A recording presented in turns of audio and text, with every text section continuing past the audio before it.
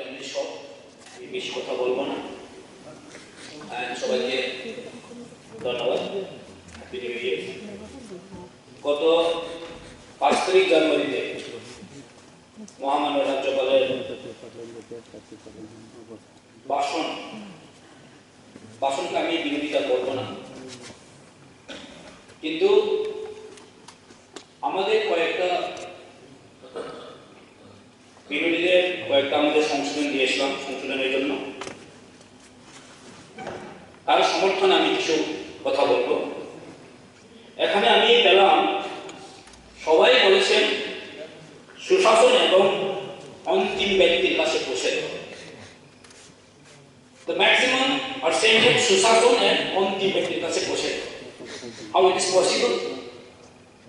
মনে করেন যদি কেন্দ্র সরকার থেকে কোনো প্রকল্প যদি আসে বা মুখ্যমন্ত্রী থেকে কোনো প্রকল্প যদি যায়, কোথায় যায়? গ্রামে যেতে হবে, ভিলেজ কমিটিতে যেতে হবে। কিন্তু বর্তমানে ভিলেজ কমিটিতে কোনো পাবলিক রিপ্রেজেন্টেটিভ নেই। কি হচ্ছে? মাত্র ব্লকে একটা পিএসসি চেয়ারম্যান বসিয়ে ওইখানে মাটির ক্যাডারে গিয়ে বেনিফিশিয়ারি সিলেক্ট করে তাহলে কিভাবে অন্তিম ব্যক্তির কাছে যেতে পারে? It is possible. I am saying today it's not possible. কেমনে হবে? আপনারা তো সবাই জানেন 23 শব্দ আমরা জানি সবাই, আমরা সেই কনস্টিটিউয়েন্সি থেকে আমরা রিপ্রেজেন্ট করছি। আমরা জানি গ্রাসরুট লেভেলে, গ্রাউন্ড লেভেলে কি হচ্ছে। গ্রাউন্ড লেভেলে কি হচ্ছে আপনাদের মাসের কোনা যারা পাঠিয়েছেন, আমি অ্যাপ্রিশিয়েট করি, কেন্দ্র সরকারকে আমি অ্যাপ্রিশিয়েট করি, রাজ্য সরকার যতগুলো করছে কোটি কোটি টাকা ফান্ড পাঠাচ্ছে, কিন্তু এই ফান্ডগুলো কি কাজে লাগছে না লাগছে না কে জানে বলুন? আমরা তো হয়ে দেখে চলি কোটি কোটি টাকা, আমরা জবাব দিতে পারছি না, আমরাও পারছি না, কিন্তু আদৌ অ্যাকচুয়ালি এই কাজ কি জায়গা দিয়ে করছে না? তার জন্য আমি বলবো অন্তিম ব্যক্তির কাছে এখন বসেনি। বিকজ অফ 3 বছর অতিক্রান্ত হয়ে গেছে যে ভিলেজ ইলেকশন এখনো হয়নি, পাবলিক রিপ্রেজেন্টেটিভ যদি না থাকেন তাহলে সেই অবস্থাকে কিভাবে আমরা অন্তিম ব্যক্তি আমরা আশা রাখতে পারি? তার জন্য আমি বলবো আপনার যদি ইচ্ছা থাকে তাহলে ইলেকশন তাড়াতাড়ি ভিলেজ কমিটি ইলেকশন করা, না হলে এডিসি গভর্নমেন্ট বা এডিসি ডিস্ট্রিক্ট কাউন্সিলের মনিটরিং কমিটিকে আপনারা অ্যাডপ্ট করো, মনিটরিং কমিটিকে অ্যাকসেপ্ট করো। আমি আজকে হাউসে কথা বলতে চাই, অলরেডি মনিটরিং নমিনেটেড করা আছে, তাহলে তাদেরকে আরবি ডিপার্টমেন্ট থেকে বলুন যে এটাকে অ্যাকসেপ্ট করুন, না হলে আপনি রিজেক্ট করুন। আমি একটা বেশি কথা বলবো না, যেটা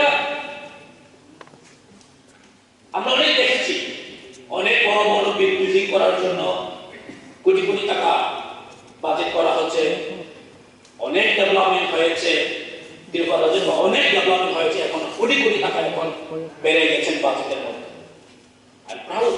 আমি একজন নাগরিক হিসেবে, কিন্তু আমি কনফিউজ যে জম্পুইজলা সাব ডিভিশন কি ত্রিপুরার বাইরে? কেন বলছি আমি? জম্পুইজলা সাব ডিভিশন হয়েছে 2011-12-তে, আজকে থেকে প্রায় 13 বছর আগে। আপনি শুনলে অবাক হবে, জম্পুইজলা সাব ডিভিশন, এই সাব ডিভিশনের মধ্যেও কিন্তু একটাও ভালো একটা কমিউনিটি হল নেই।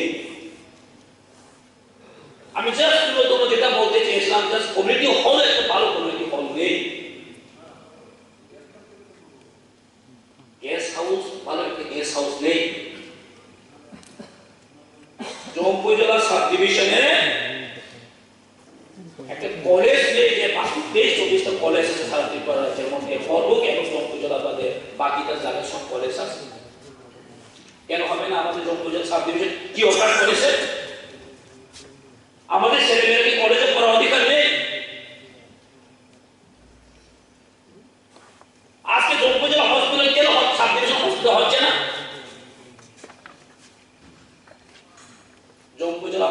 জম্পুইজলা সাব ডিভিশনের মধ্যে একটা ভালো সাব ডিভিশন হসপিটাল বসানো যায়, কারণ এটা শুধু জম্পুইজলা সাব ডিভিশন নয়, এটা সাউথ এবং আমাদের জম্মু জেলা সাব ডিভিশনের মধ্যে দুটা কনস্টিটিউয়েন্সি আছে, গোলাঘাটি এবং টাকারজলা। পাশে আমাদের আছে কিলা বাগমা, যেটা আমাদের আমবাদ সারে। এটা প্রোটিন, এটা নেয়ার নয়, নেয়ার 1 লাখ পপুলেশন আছে ওখানে, একটা ভালো হসপিটাল করলে কি অসুবিধা আছে? কিন্তু আমরা দেখেছি প্রত্যেকবার সবাই যায়, তাহলে কি বলে জম্মুতে একটা ভালো একটা সাব ডিভিশনাল হসপিটাল হবে, কিন্তু আজ পর্যন্ত কোথায়? আমাদের এনসি স্যার প্রাক্তন মন্ত্রী, উনি যখন মন্ত্রী থাকাকালীন সময় উনি কথা দিয়ে আসছেন, এবং আমাদের প্রাক্তন হেলথ মিনিস্টার উনিও কথা দিয়ে আসছেন, কিন্তু আজ পর্যন্ত এখনো হলো না। কেন? সাব ডিভিশন হয়েছে, এটা সাব ট্রেজারি নাই। 1000 টাকা আমাদের কাজ করলেও, কন্ট্রাক্টরে কাজ করলেও বিশাল মধ্যে এসে এই টাকাটা দিতে হবে। সাব ট্রেজারি নেই, সাব জুডিশিয়াল অংশ নেই, সাব জুডিশিয়ালও নেই। তাহলে আমরা কিভাবে বলতে পারে যে সুশাসন? এবং আমরা কিভাবে বলতে পারে যে সবকা সাথ সবকা বিকাশ? তো আমরা তো স্বাভাবিক গ্রেটার ইকুয়ালেন্ট সেপারেশন চাইই না। আমি বলতে চাই আমাদের মুখ্যমন্ত্রীকে যে এটা জম্মু জেলা সাব ডিভিশনের যতগুলো ল্যাকিং আছে, এটাকে কিভাবে একটু নজরে দেওয়া হোক। আমি লাস্ট টাইমে আমাদের মাননীয় মন্ত্রী, কৃষি মন্ত্রীকেও আমি বলেছি যে আমাদের জম্মু জেলা বাজারে একমাত্র জম্মু জেলা সাব ডিভিশনের মধ্যে যে রেগুলেটেড মার্কেট আছে, ওইখানে একটা প্রায় 1 কিলোমিটার মতো রাস্তা আছে। এটা এমবিসিসি এজেন্সির কাছে আছে। বৃষ্টি আসার সময় পুরো জলে একদম ফ্ল্যাট হয়ে যায়, কোনো ব্যবস্থা নেই। আমি আগে ওটা পিডব্লিউ অফিসে গেলাম, ওরা বলে এটা আমাদের কাছে না স্যার, এটা এমবিসিসির কাছে। এমবিসিকে ফোন করেছিলাম, তারাও স্যার আছে বলে আজ পর্যন্ত কোনো দেখা নেই। তো এটা যদি হয়ে থাকে, কিন্তু সরকারের কিছু কর্তব্য আছে, শুধু আমরা কি বলে এটা করতে হবে?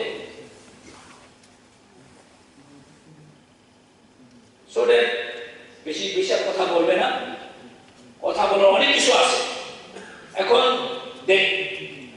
এখন আমরা দেখেছি হাইওয়ে বানানোর জন্য, বড় বড় রাস্তা বানানোর জন্য অনেকগুলো টাকা এসেছে কেন্দ্র থেকে, অনেক প্রজেক্ট পাস হয়েছে। Very fine, very nice. এটা সত্যি, এটা এখন ইন্ডিয়া হচ্ছে ডিজিটাল হয়ে গেছে, ত্রিপুরা হচ্ছে এখন ডেভেলপিং স্টেট হয়ে গেছে। It's very good. এখন রাস্তাও বড় বড় হয়ে গেছে, এটাও ঠিক, আমিও দেখেছি। কিন্তু গ্রামীণ রাস্তাতে কিভাবে মেরামত করা যায় এখনো কিন্তু এখন কোনো গভর্নেন্স কিছু আমি দেখিনি, যেটা এমবিসির মতো এজেন্সি নিয়ে বসে রয়েছে। মাননীয় সদস্য প্লিজ স্যার, আর বিএলজিএসওয়াই মতো এজেন্সি রাস্তা নিয়ে বসে আছে, এসিসিএল মতো অনেক রাস্তা আছে। 15 বছর আগে একবার রাস্তা নির্মাণ করে গেছেন, এখনো এসে রিপেয়ারিং হয় না। যেমন আমার এরিয়াতে কয়েকটা রাস্তা আছে, যেমন আমাদের জগন্নগর থেকে ওইটা শান্তিকালে এই আশ্রমে যে আসে না, 15 বছর হয়ে গেছে, পুরো রাস্তা ভাঙা একদম। তো তুমি এজেন্সি দিয়ে কাজ করিয়ে এখন দেখা নেই, ফোন করে কেউ পাত্তা নেই, আর স্টেট গভর্নমেন্টের কোনো হস্তক্ষেপ যদি না থাকে তাহলে আমরা কার কাছে যাব? তো তার জন্য একটা আমি বলতে চাই যে এই গভর্নরের যে স্পিচে যে আমরা বিরোধী ব্যাংকরা যতগুলা যে অ্যামেন্ডমেন্ট এনেছি তাকে সংযোজন করে পুনরায় আবার একটা পেশ করলে আমরা খুব খুশি হবে। এটা আমাদের একটা অনুরোধ থাকবে। Thank you.